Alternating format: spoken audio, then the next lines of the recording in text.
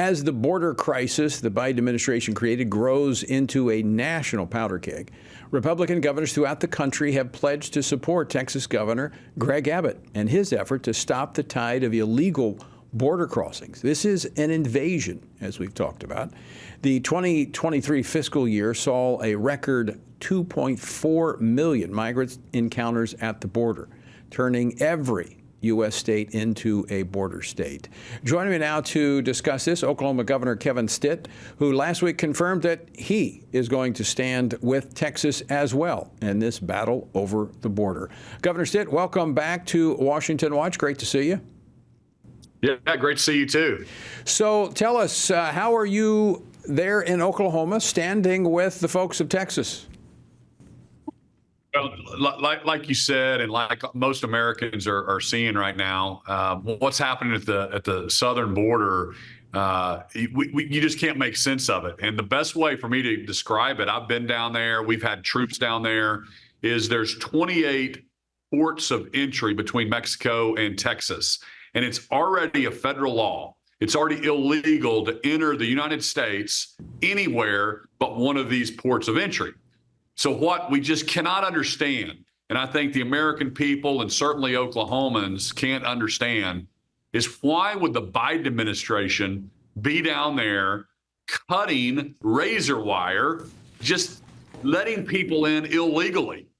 If you don't call that an invasion, I don't know what you call it when 6 million people are coming in illegally. And so to us, it's absolute common sense.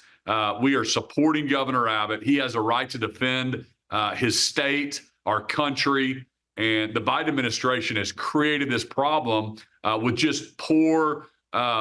It just makes no sense whatsoever. The only possible explanation is he believes that he can take those 6 million people and turn them into his voters and focus on the next election instead of doing what's right for America. And I think Americans are frustrated. Or a part of that, Governor, could be creating so many problems for governors and states across the country that you have to, the resources that you're going to have to, that you're already having to invest in the drug infiltration, the gangs, the crime, all of these issues, the social services that now are having to be picked up by the states.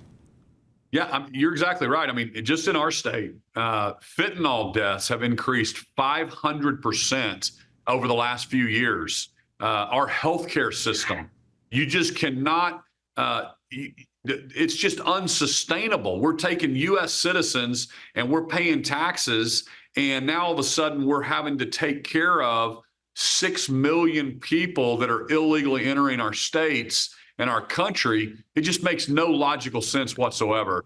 And so, of course, we stand with him. I think 25 other governors have supported and pledged their support to back Texas in this endeavor. And I think the Biden administration now is backed into a corner because even the Democrats are starting to wake up and say, hey, this makes no sense. The Democratic cities are being overwhelmed. Their social services and their social nets are just being overrun right now.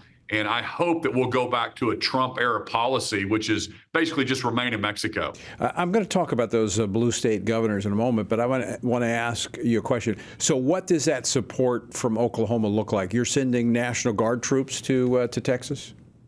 Yeah, we did that last year. I don't have any down there yet. We're still looking at that. We're talking to Governor Abbott. My general of the National Guard is kind of putting together a plan for me. Right now, I know there's talk from the feds about federalizing the Texas National Guard to try to get them from the Governor Abbott's command to President Biden's command.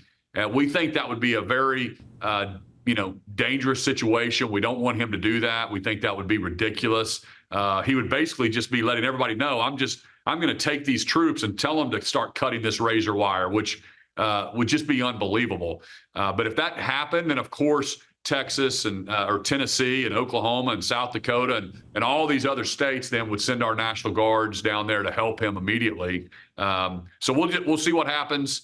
And when Governor Abbott, calls on the other 25 governors to help him.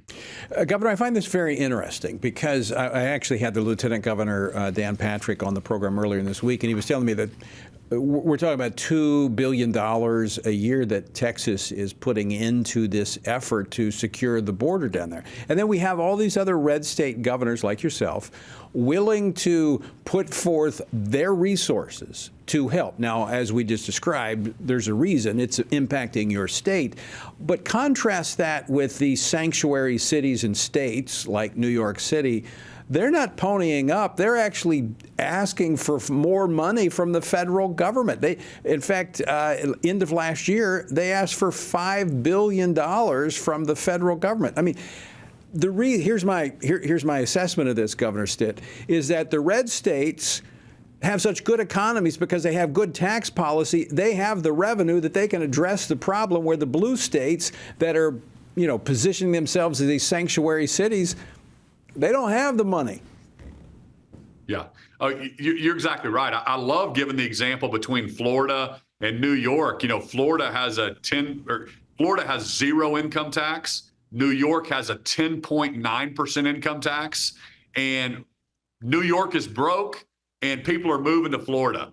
The budget in New York is $233 billion. It's twice what that is of Florida. Florida is $116 billion. So these high tax states, they're broke. They're in a death spiral. People are leaving them. Kevin O'Leary just came to our state, and he said, there's no way I would invest money in states like New York and California because they're overtaxing, over-regulating business. Businesses are flowing to states like Oklahoma and Texas and Tennessee and Florida. And, because we have common sense, we believe in capitalism and free enterprise and individual liberties. And there's a huge difference right now between our two states. So, yes, we absolutely do not want the federal government to bail out blue states again. Back during COVID, I was the voice that kept saying, stop doing another bailout. You're just encouraging these blue states to continue their ridiculous shutdowns. States like Oklahoma were open the whole time. Our economy was booming, and now our state is top 10 and people moving to our state. So again, our policies are so much better than that of New York's or these sanctuary states. Yeah. So you've got the revenue to actually solve problems where they're looking for someone else to give them money to deal with the problems they created.